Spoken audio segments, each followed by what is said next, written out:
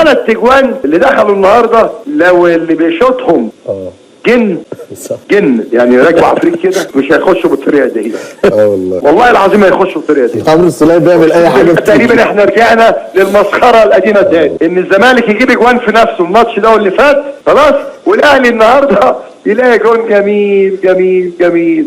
قبل ما تشكر الراجل المدير الفني وتشكر السولية طبعا لاعب كبير، اشكر الشناوي يا باشا، اشكره. يا اما ركبوا عفريت زي بتاع زمان اللي كان بيحكي لي، بيقول لي انا بقول له كان ماتش اتغلبنا 5 ولا مش عارف اتغلبنا كام، بقول له يا ابني ده، قال لي لا اصل في بنت عامله لي سحر وانا بقى في جون، الاقي واحده بتقول لي من ورا شناوي شناوي، اجي ابص ورا الاقي جون دخل. تقريبا رجع تاني الموضوع دوت، هو زي الهبل على الشيطانه. ايه القرف ده؟ هي دي جوان تخش في المفروض جون يا جماعه، المفروض جون مصر، جون عالمي. وبعدين هي دي جوان تخش في نادي الزمالك، فتوح احسن باك شمال في مصر يجيب جون في نفسه، وعبد الغني يجيب جون في نفسه. رجعنا تاني للوساخه بتاع. انتوا تعيطي ولا ايه؟ صياح اقترب يا بطه.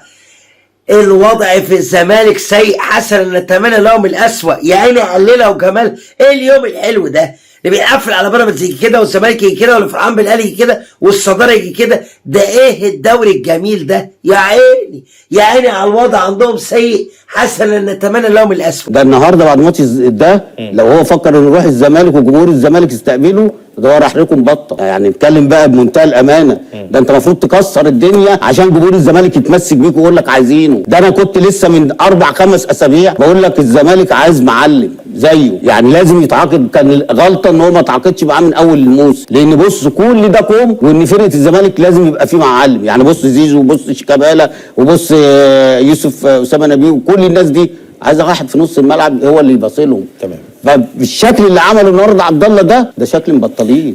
يا عم خليه يروح مع البطالين، ما بطالين بتوع الزمالك زي عبد الشافي واخ شيكابالا يسلوا بعضيهم. يعني انت عارف في السن ده محتاجين ونس يعني. صياحكوا طرب.